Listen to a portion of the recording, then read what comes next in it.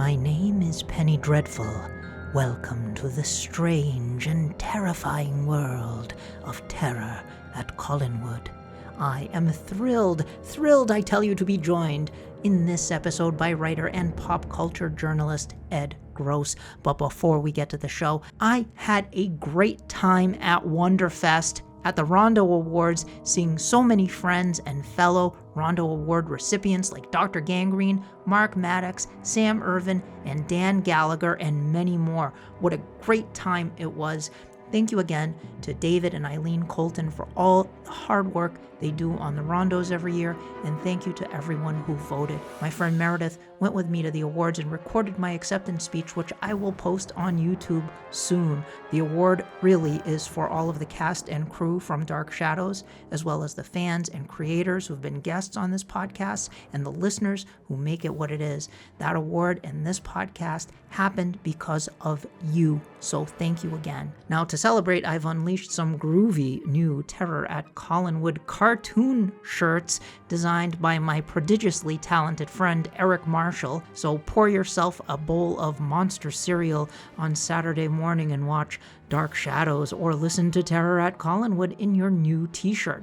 There are 4 designs available: cartoon-style Barnabas, Julia, and Willie, cartoon-style Barnabas, Angelique, and Quentin in werewolf form, cartoon Barnabas invoking the power of Collinwood with a lightning bolt coming down, and then a version of that same image but without the lightning bolt. The 2 By the Power of Collinwood shirts have the Terror at Collinwood title on the back of the shirt. You can get these and all of the other Terror at Collinwood and Penny Dreadful's Shilling Shockers shirts, stickers, magnets, and more over at the Penny Dreadful the 13th T Public shop. The link is in the show notes. Now, another way to support the podcast is through the Buy Me a Coffee website. So if you feel so inclined, please drop a few bucks in the coffin for old Penny D. It certainly does help defray things like the cost of website hosting, Squarespace, and the cost of the Adobe editing software. I mentioned fans who've been guests on this podcast, and one of those is the wonderful Guy Haynes, who has been on the show several times. He has a great YouTube channel called Bellaro Guy,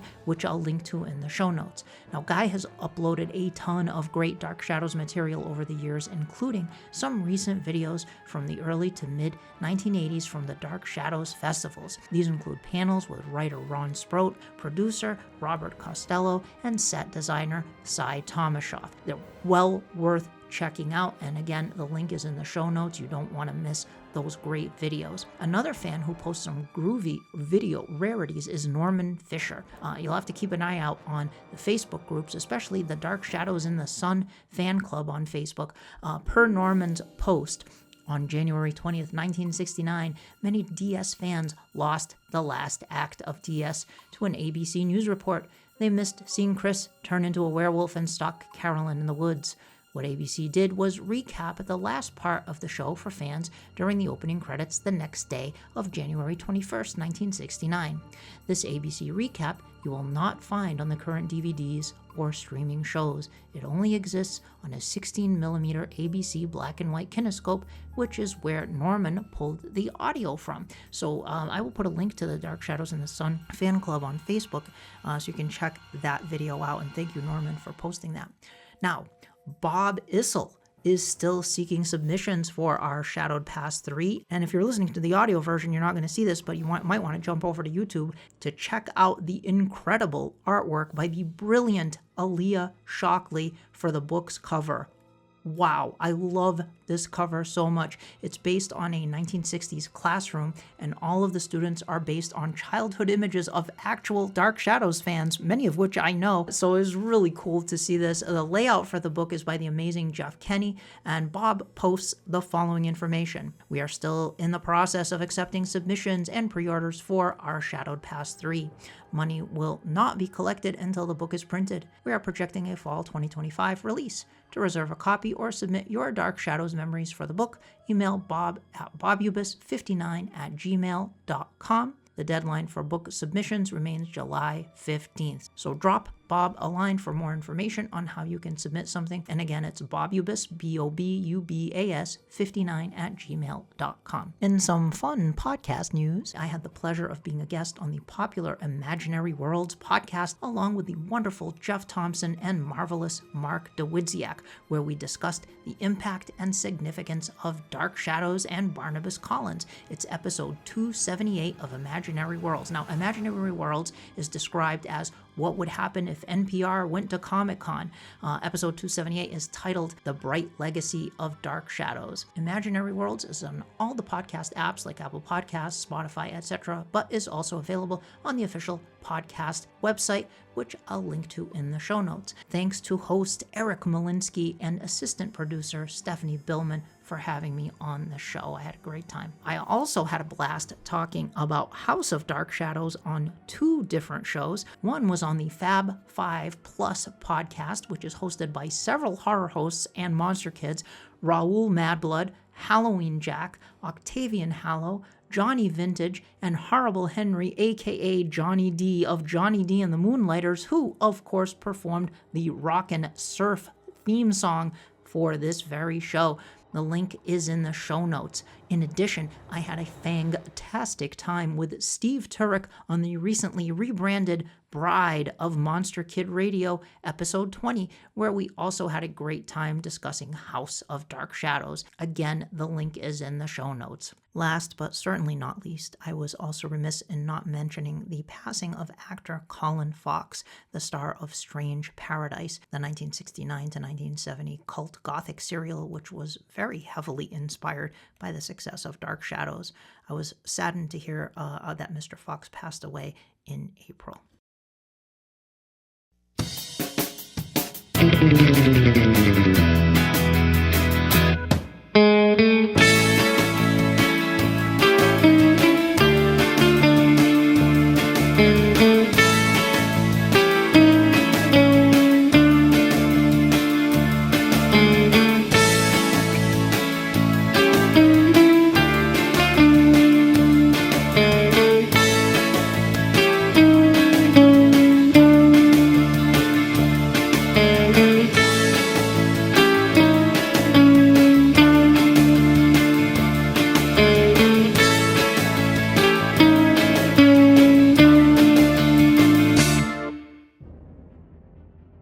Twinge of fear and tears that glisten. There are spoilers here for those who listen. Welcome to Terror at Collinwood.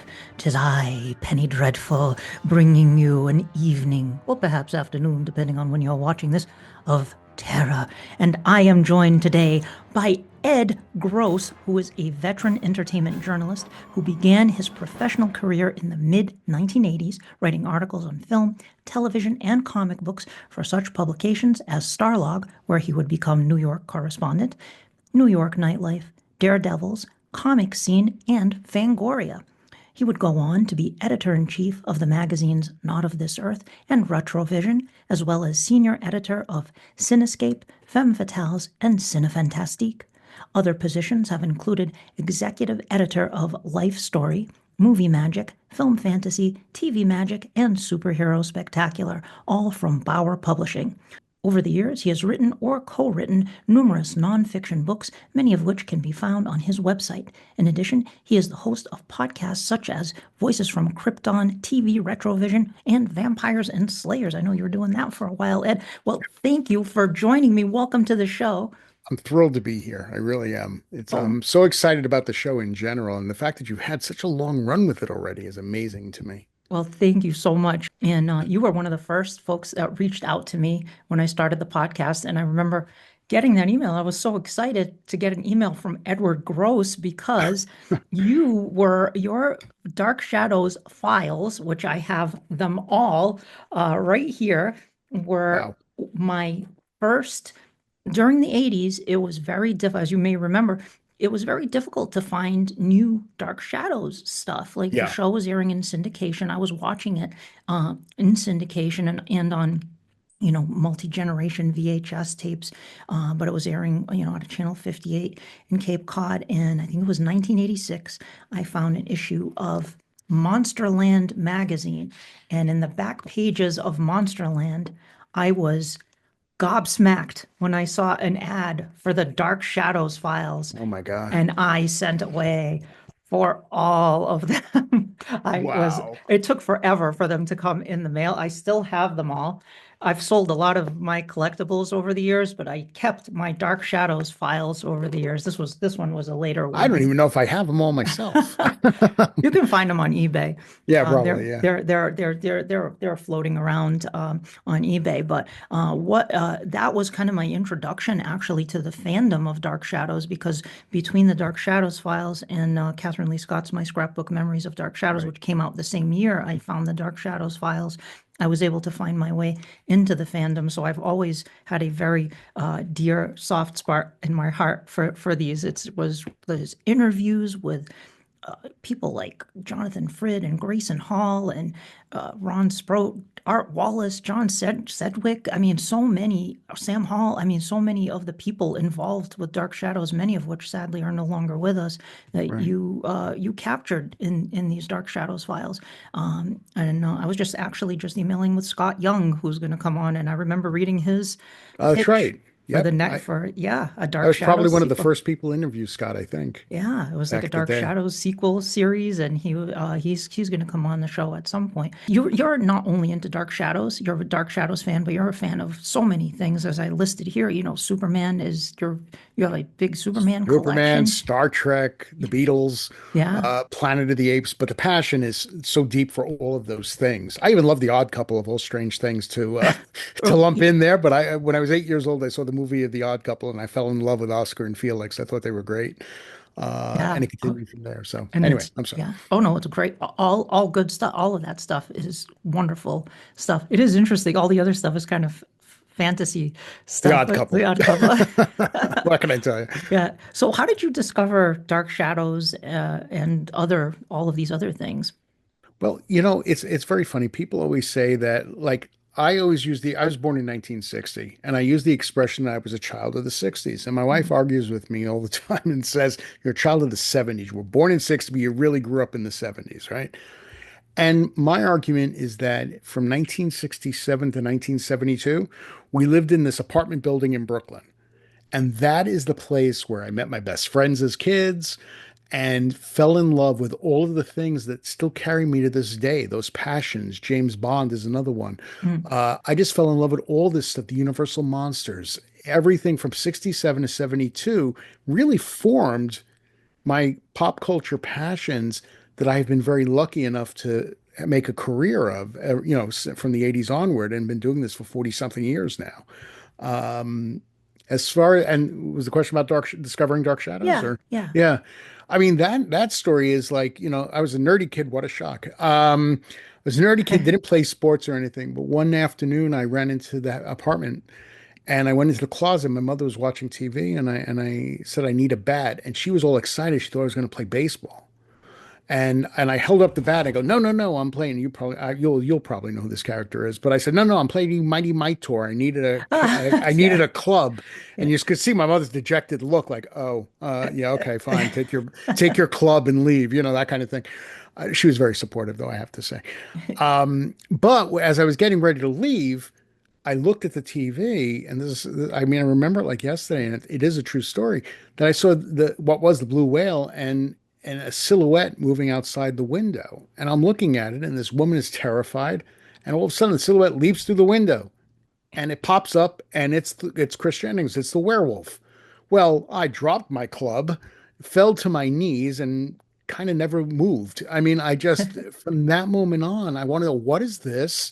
And that started me on the path of Dark Shadows, and making scrapbooks and watching the episode and sharing with my friends and buying the stuff. We had a stationery right across the street from the apartment building, so they had the bubblegum cards and the postcards and the fold up posters and all that stuff. As it came out, I was like constantly buying those things, much to the annoyance of my family.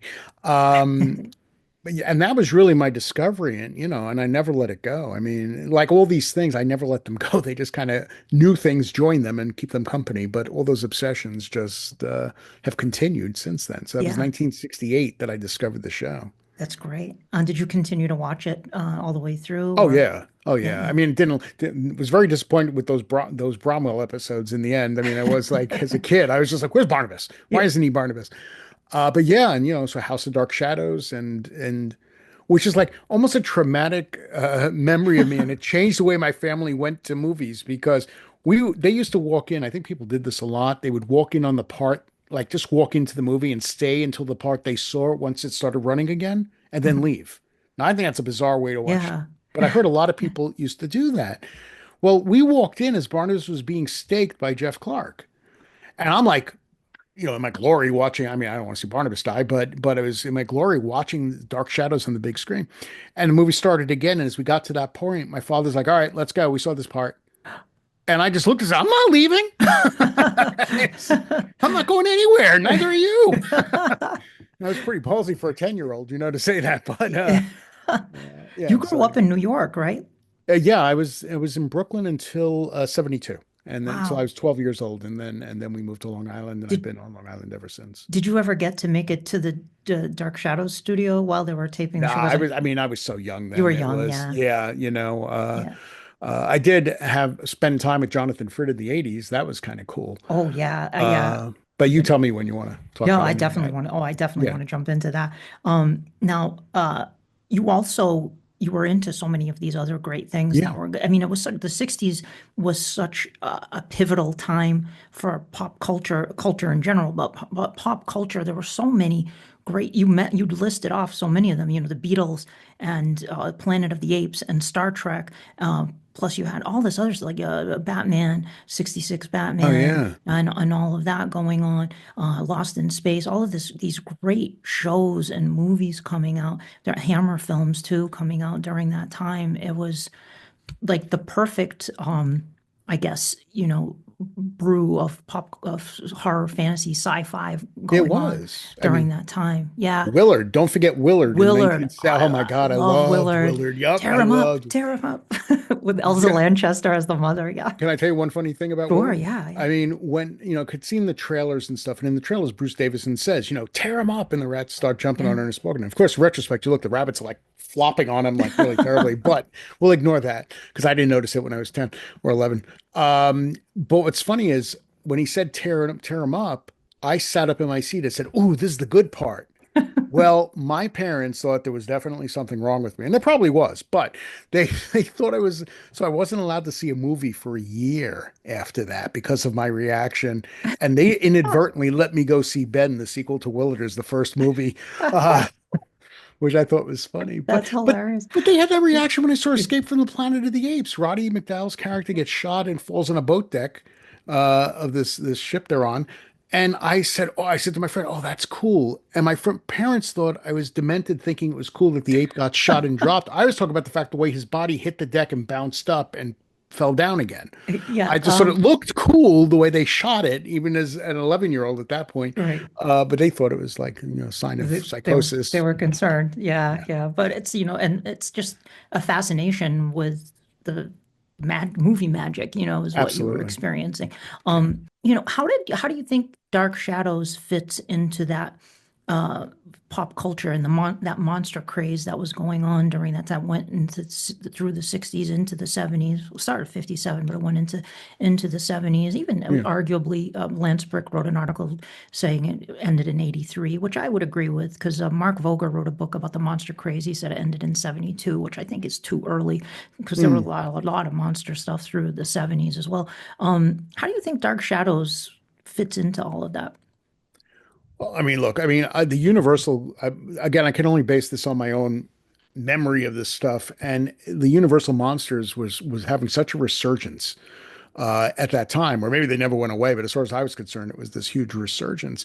Dark Shadows came in at that perfect time and captured so many elements of those Universal horror movies. And we could see it on it. You didn't have to wait once a week to watch it on like Creature Feature or something, which I did on channel WNEW, Mhm. Channel 5. We used to watch it, but you could Monday through Friday, you could watch basically Universal horror movie every day. Yeah.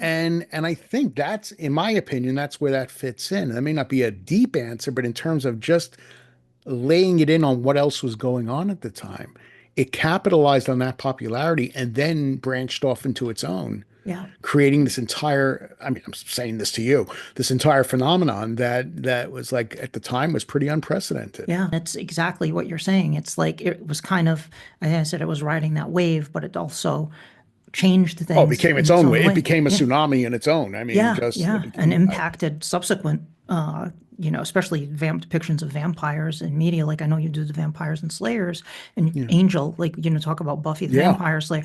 Angel is a direct descendant of Barnabas Collins. He is one of those vampires that he's a vampire with a soul. yeah. He has a conscience, so he's conflicted about these terrible things that he does. I mean, you don't get Angel without Barnabas. It's Oh, like, absolutely. I yeah, mean, and I don't think, what's so funny is I don't think people, if you weren't there at the mm, time, I don't think people realize how big this show yeah, was. yep, I mean, it was, I mean, granted, there were quite a number of phenomenons with Beatlemania and Batmania but and Bondmania. But Dark Shadows was huge. It was everywhere. And it used to crack me up when 16 magazine would have all the little cartoon bodies with the photo heads yeah. of like David Cassidy and Donny Osmond and Michael Jackson and Jonathan Frid. Huh? Yeah, yeah, isn't that funny? It was, popular with the monster kids and making the cover of Famous Monsters of Filmland. At the same time, it was making the cover of the teen magazines, and Gloria Stavers was like Absolutely. putting it in 16 magazine. It was a teen craze. Then was, the soap opera people were watching it too. Daytime, afternoon TV even had it on the cover Yeah. with Barnabas and Angelique and Barnabas and Vicky. So you had these like different audiences that were watching the show, which is really interesting. But it was really, I think, the kids and the teenagers that were really the backbone of that audience. They were the The ones, kids who ran home from school every day to watch it, as the cliche exactly. goes, but it's true. It's like anybody who grew up in that era, that is the phrase that encaptures what it was like to watch Dark Shadows back then. Running Yeah, home from school to watch it. My school was across the street, so I only had to walk it's walk. at a Yeah, leisurely pace. But yeah, yep. Going into the 80s, though, there was very little for Dark Shadows around, which is really weird given that it was such a massive, pop culture but it phenomenon. burned out so quickly. That was the problem. It ran for its five Mm. years, Yeah, but as far as the mainstream is concerned, I think it faded really fast. It blew up really fast, and then right. it faded really fast. And I think it's a problem we're going to have now with people not handing it down from generation to generation. Yeah, I think back then people just, it was gone. There were no reruns of soap operas then until they started finally, but people just weren't aware of it. It wasn't like it, like Star Trek went right into syndication right from the end of the show, right in 69, and it was sure. immediately in syndication. Yeah, Dark Shadows wasn't. And so people forgot. I mean, they moved on yeah. and It took a few years. It was 75 when they started did they syndicating it. start it? Oh, see, I Yeah, wasn't even aware of that. I it thought it was was, early but 80s it that was it really limited started. because it was limited, I think, because there were so many episodes and they had to Yeah. air it every day. So it was difficult, I think, for stations to do, but it was in syndication. I remember getting the World of Dark Shadows, when they would tell you Right. which stations were running the show at that time, etc. And they would release eventually more of the episodes into syndication. But it was, you had to be in the right place to be able to watch it. And like you said, shows like Star Trek and the monkeys, it was easier because it was like it wasn't serialized. It was Right. just kind of on its own. PBS stations aired Dark Shadows, much like they did with Doctor Yeah. Who as well, which was great.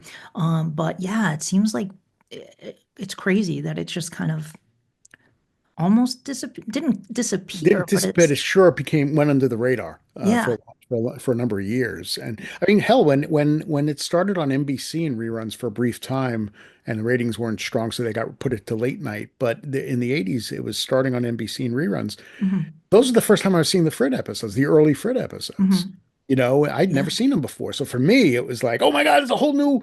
yeah, It's like when I was a kid, I got to see a triple feature of Dr. No from Russia with Love and Goldfinger when I was 11. I'd never seen them. So for me in 71, that was my first exposure to those Bond movies. And just like the reruns of Dark Shadows was my first exposure to Frid is those early days of Barnabas. yeah, So, which is great stuff. oh God, so good. And then you kind of in the 80s was a drought of Dark Shadows stuff, but you and Catherine Lee Scott kind of came to the rescue here with these I didn't know I very, was doing that, but okay. no, really, like, because Yeah. I was always looking for references to Dark Shadows and Yeah. magazines, and I was trying to find books about Dark Shadows and merchandise, and it was very difficult to find. And when I saw that ad in Monsterland for Dark Shadows files, I was like lost my mind. I was so excited to get that.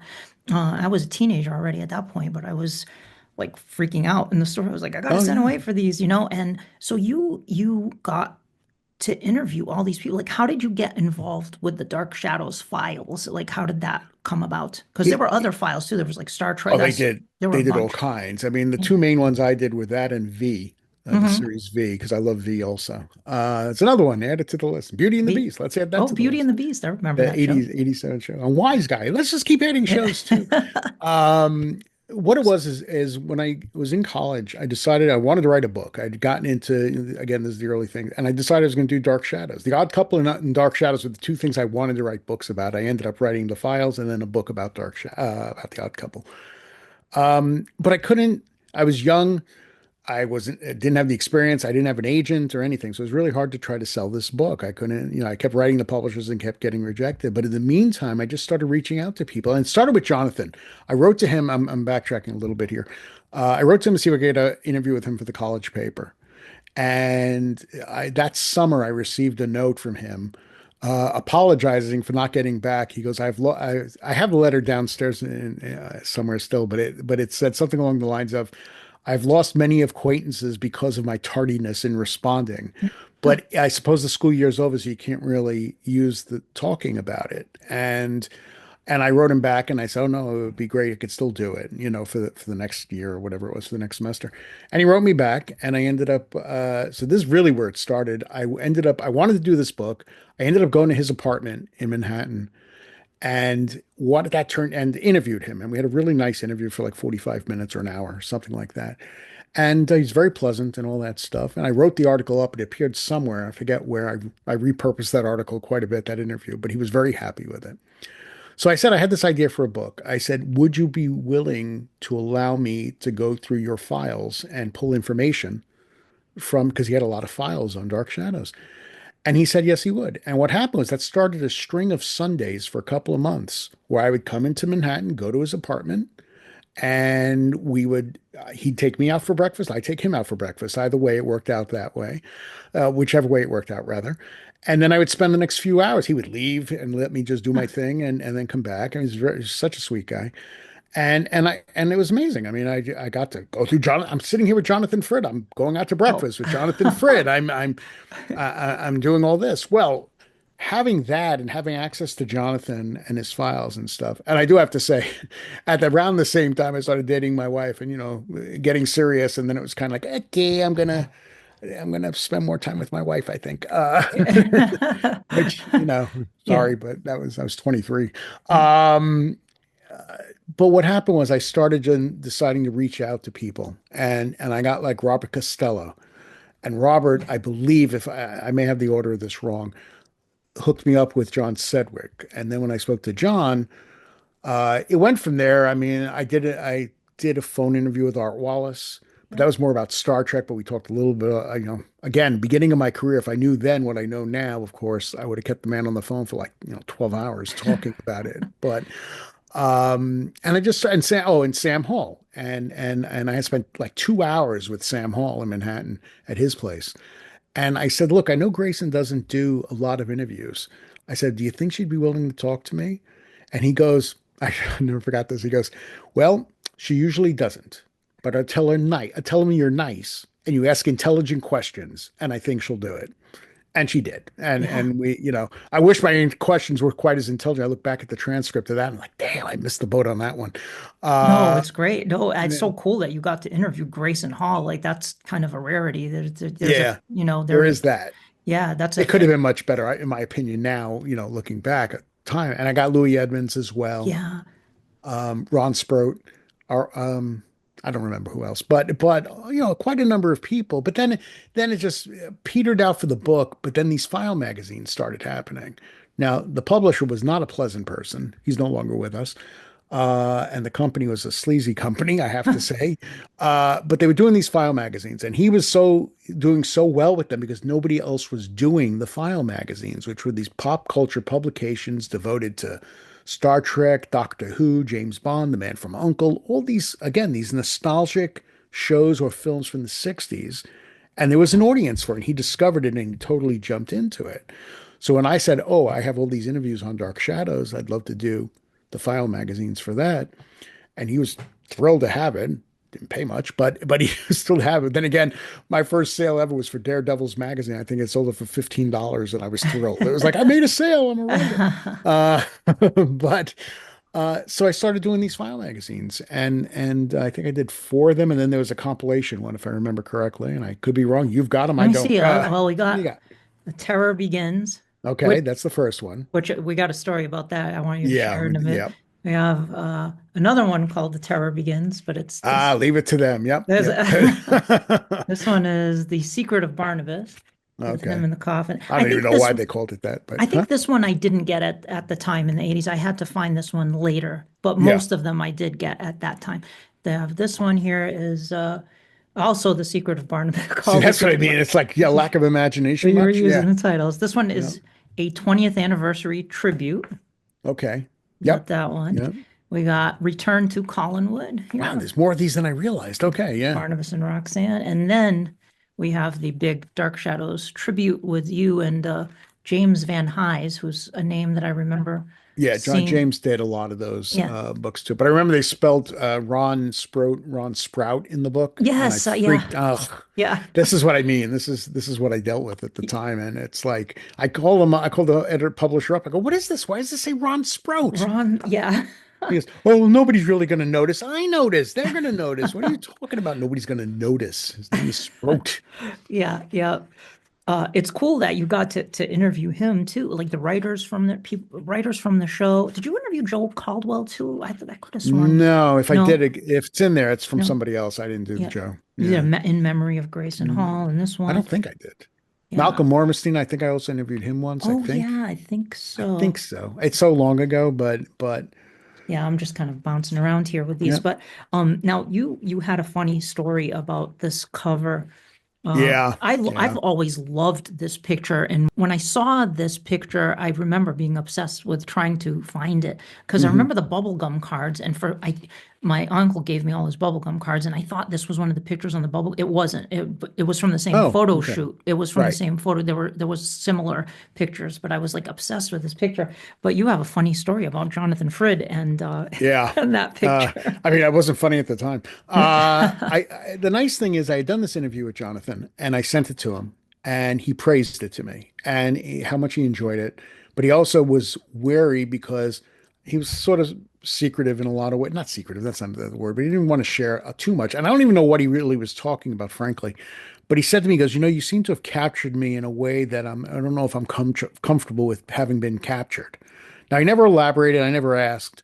But it was interesting. But he really liked it. But he just felt like I had revealed too much about him. But again, I don't know what because we certainly didn't delve into any private life stuff. So I don't Mhm. know what he was referring to.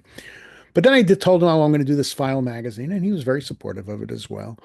And then I got that first one, and the terror begins, right?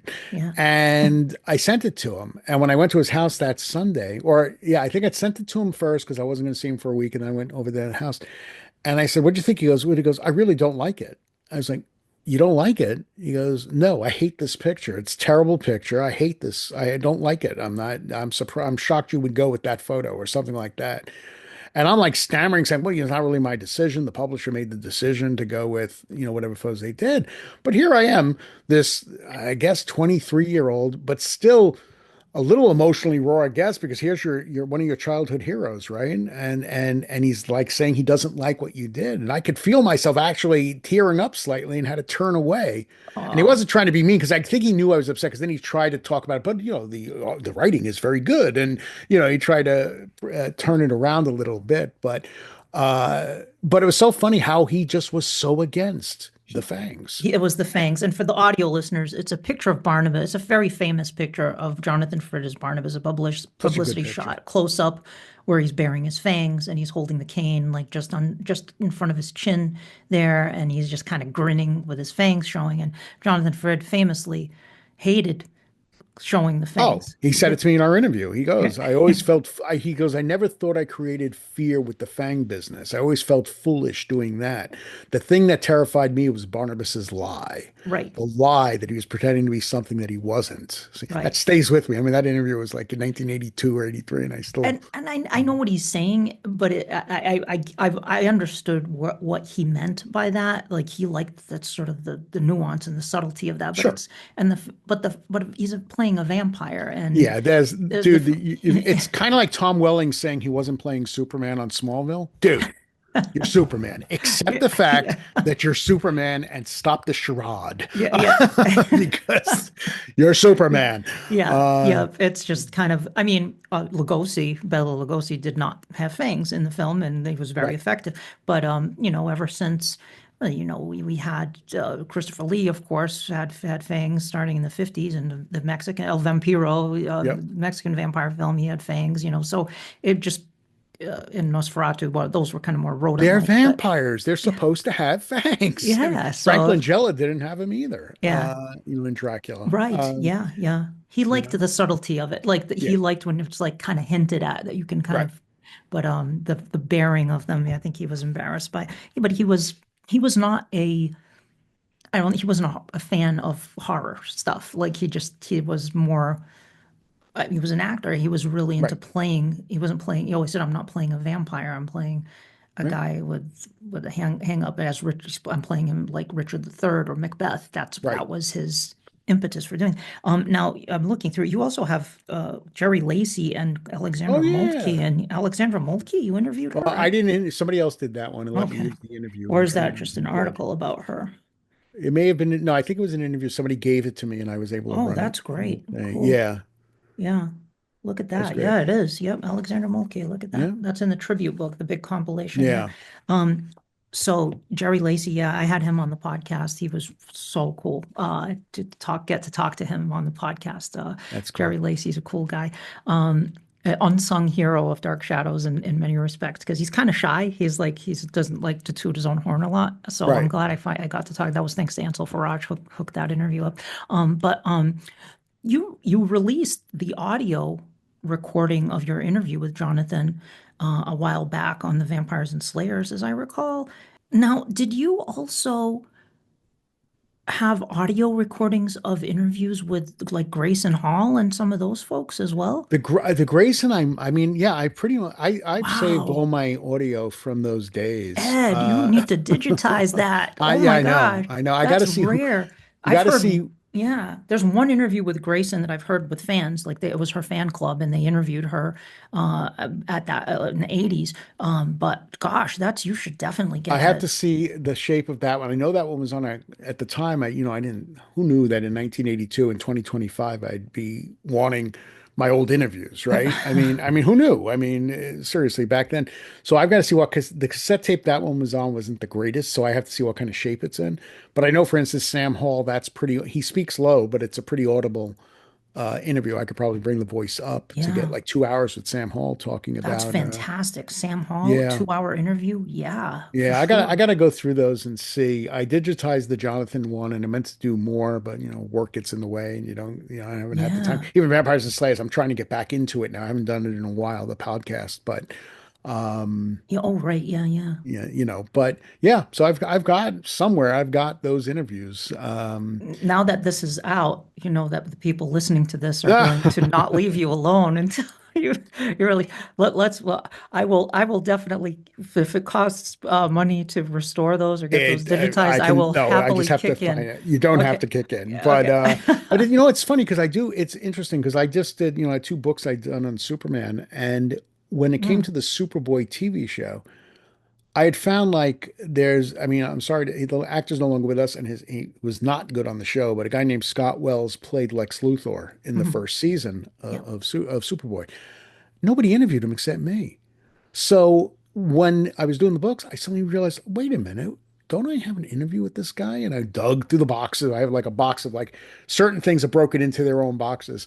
And I dug it out, and sure enough, I had this interview with this guy. So I was able to have an interview with Scott Wells in the That's book that, great. Is this the again, oral history of yeah, Superman, right? Voices from Krypton. Yeah. Yeah, voice. Yeah. Wow.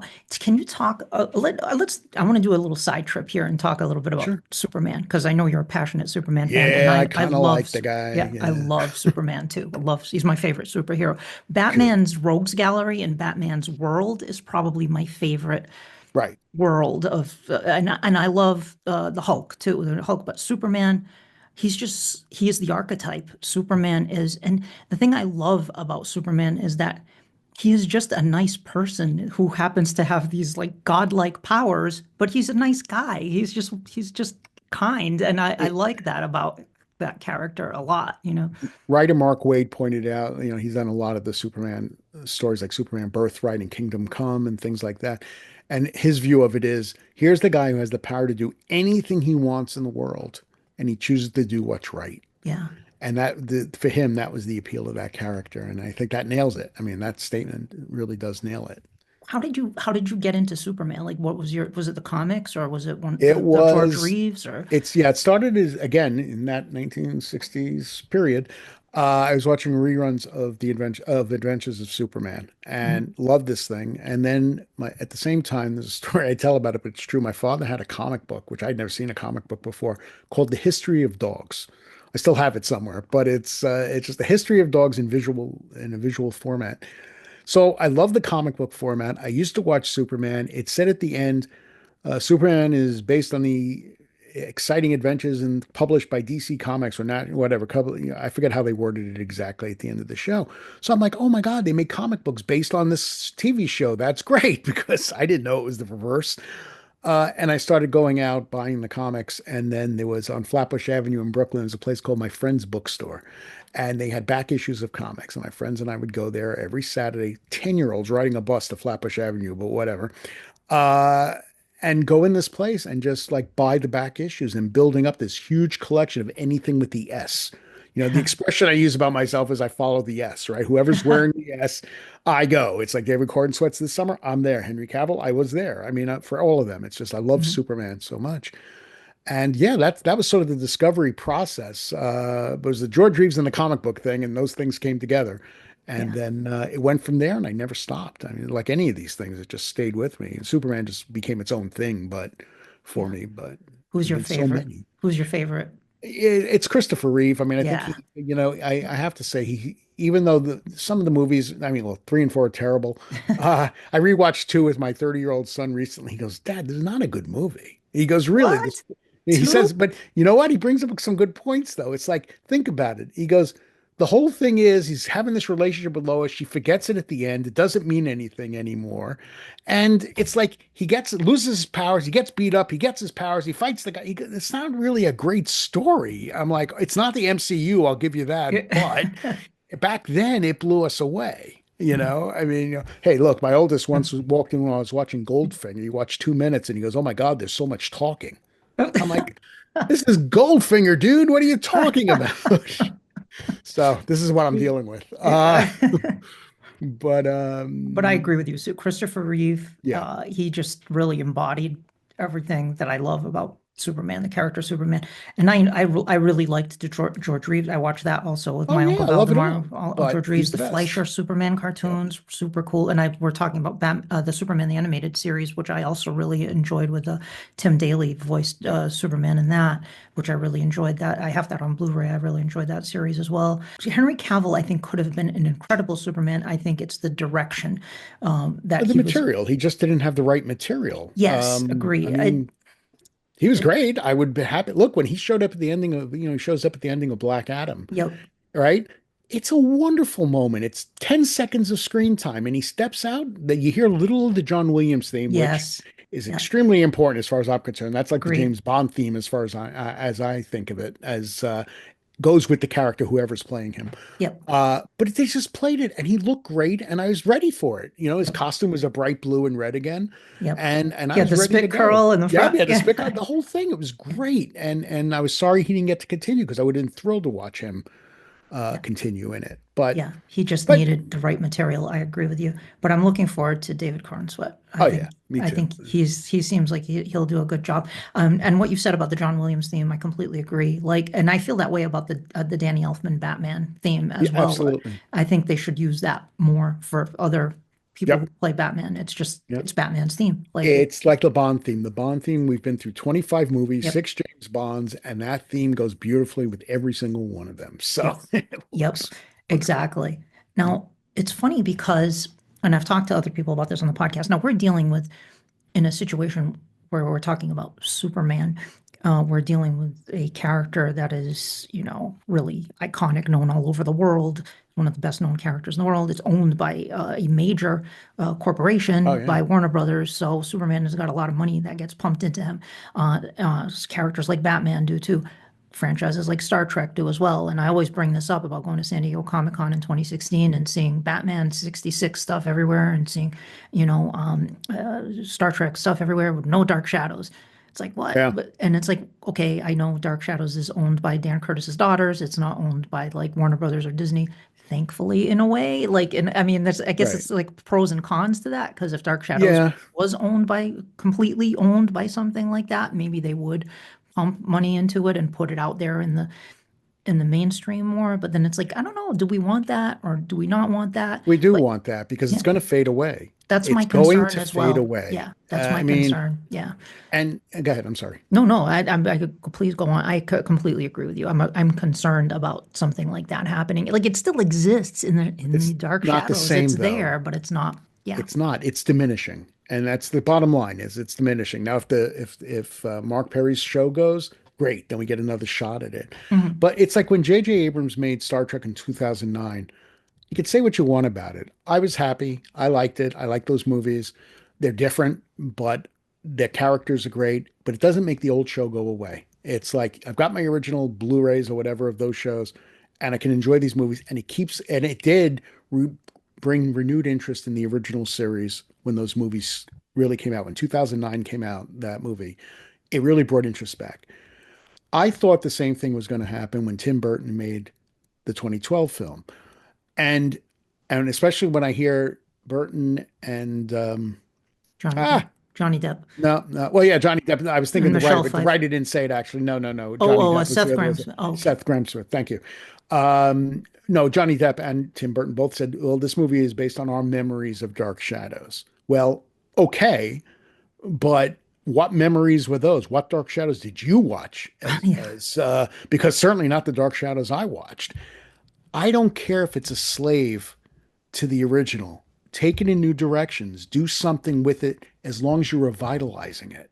My feeling about that movie was it had the opportunity to do what the J.J. Abrams Star Trek movie did, which was to revitalize, pump new life into it, and then let it go in a whole new direction and bring new fans and old fans and everything else. But instead, they made it a joke outside of the opening sequence. They made it a joke and it killed it. I mean, I don't care how successful the movie may or may not have been financially, it doesn't matter. In terms of its unsaid mission statement, it was supposed to revitalize Dark Shadows and it didn't. And that is extremely frustrating because now the next person is going to be hesitant and has been since it's been 13 years Hmm. since that movie came out.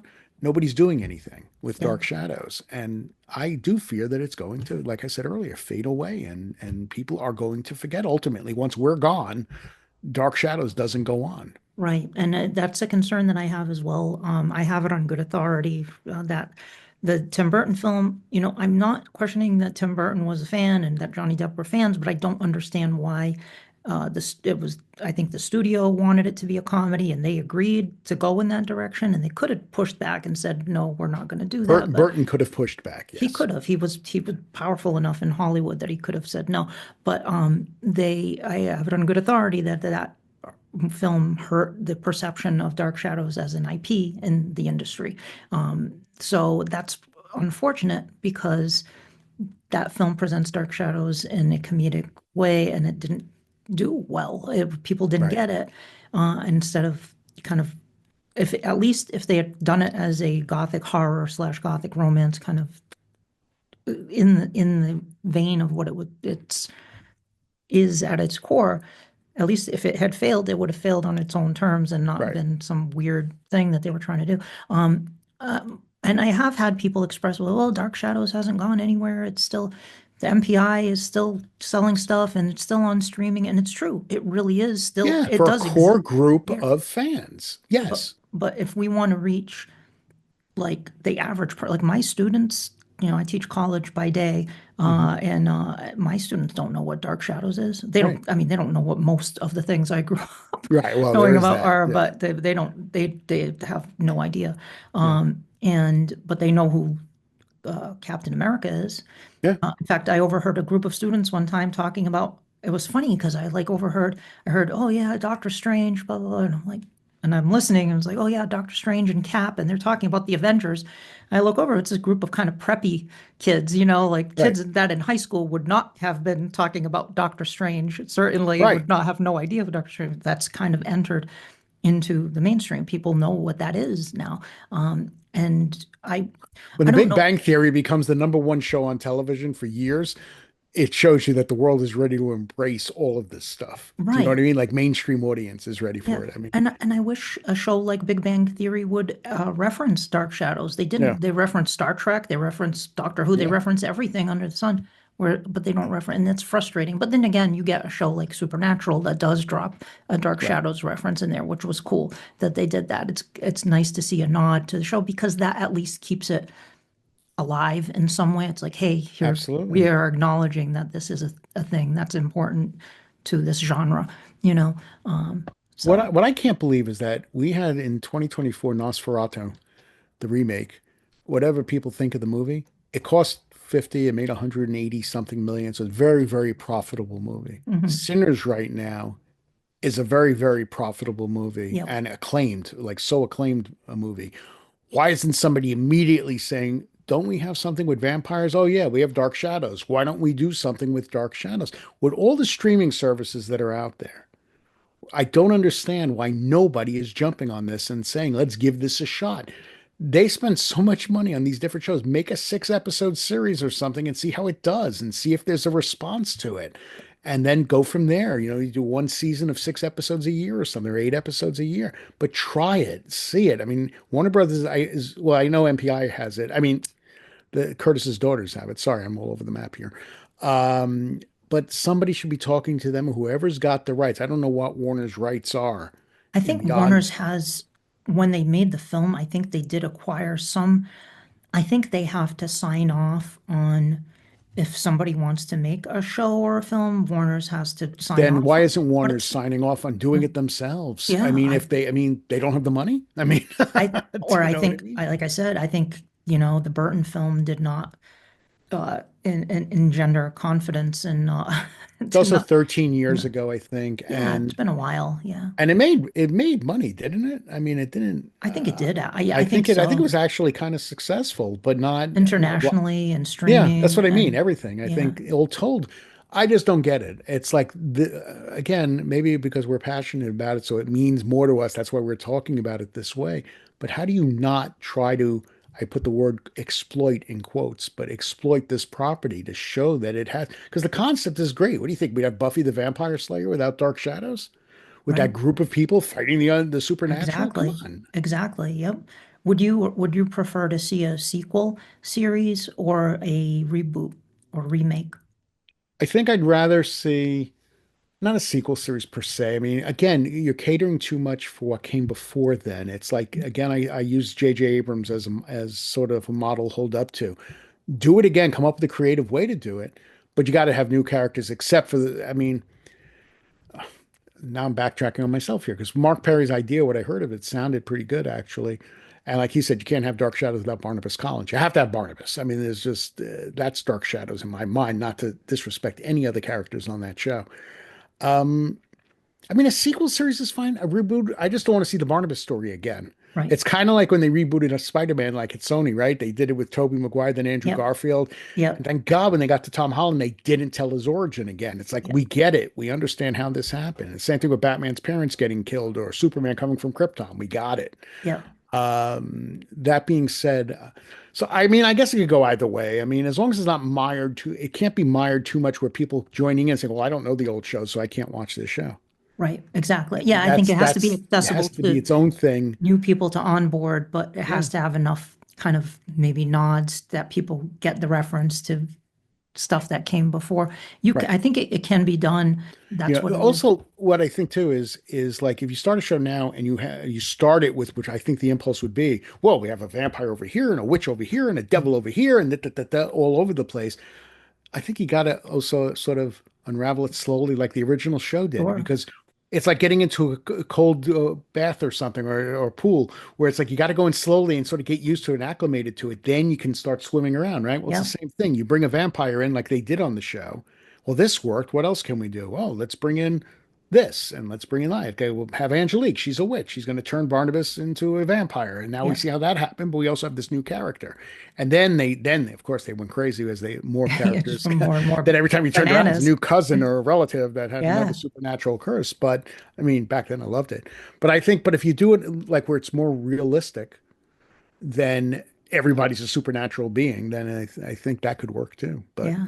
I then again, Yeah, fingers sorry, crossed. Hopefully, I think at some point it's inevitable that it's going to come back again at some point. I think it's going to. It's just a matter of when, I think. I think and the right person being in the right place at the right time, right. kind of a thing. Somebody who's willing to give it a chance. Now, I love the Dark Shadows files, but are you ever planning to come back to? I know you're busy, like just that list of things I read that you're doing. It's just so many cool things that you're doing. The podcast you're doing, Voices from Krypton, and TV Retrovision Right. that you're doing as well. Are those weekly or monthly? When? Nah, they're whenever I get to them. Okay. Unfortunately, I don't have them as a regular thing because I'm the senior entertainment editor at womensworld.com Oh, okay. and I cover classic TV. So every day I'm writing about classic television Right. for them. And and I've been doing that now for about a year and a half. I used to be with the company Mhm. and then COVID happened, whatever.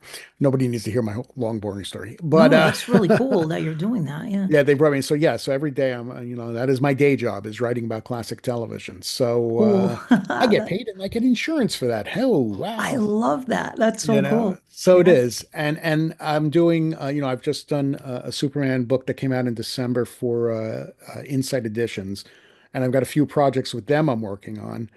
Um, and I've got another Superman thing coming out called Men of Steel. Yeah. It's a small book, just a guide to the actors who have played or voiced Superman. But I am trying desperately. I would love to dip back into Dark Shadows. That's my hope, Yeah. is to do something. And I probably shouldn't say anything because I'll probably get legal comments for doing it. But I am hoping to do something on Dark Shadows, especially if I have time for the 60th, which obviously is coming up. So worst case scenario, make it for the 60th of Jonathan's arrival, and then There you in go. 60 Hey, that's a good idea. in Yeah. 2027 I do it. But I That's would love to do something on Dark Shadows again, dip back into that again. that would be Just great. a Yeah. question of time. It's just that's the problem. As I get older, I get less time, so it's like I gotta do what I can squeeze in and what I can work in. But I'm still just as passionate about it and want to write about all of this stuff. So. Yeah. Oh, super cool. Well, I'm sure all the listeners are going to be looking forward to that. And if you do end up doing anything coming down the pike with Dark Shadows, let me know. I'll be happy to announce it here on the All podcast. right, I guess Yeah, I yeah, can. yeah. And if you digitize those audio recordings of those interviews you did with all of those Dark Shadows people, which is incredible that you have that. Yeah, let me know about that too, because I would be definitely Well, now I'm interested. going to have to do it. Now Yeah, yeah. you forced me to do it, so I'm going to have to find those tapes and convert them. What is your website again? It's edgrosswriter.com. And people can keep up with all your goings on there. Yeah, yeah. Again, I don't update as much as I should because I'm so busy with all this other stuff. But I'm trying to get all of that stuff moving again, the podcast and the site and all that. But again, if anyone's interested in classic TV, just do a Google search for classic TV, Women's World, and womensworld.com. Woman's World, I should say. And there's a whole load of articles. So that's really where you can find me best online, I think. All right, cool. I look forward to checking that out too. Well, Ed, thank you so much for taking the time today to chat with Absolutely. me. It's been a pleasure talking with you. Glad we finally got to do this because we've been chit-chatting over the years over email, and I've it's just so great to finally get to talk to someone who did something that really meant a lot to me when I was in my teens, and really excited to read all of these Dark Shadows files. So thank you Thank you. for everything you have done and for joining me today. Absolutely. Thanks for having me. Seriously. It was wonderful. My pleasure. And for as long as they lived, the Dark Shadows never truly vanished, for there will always be terror at Collinwood.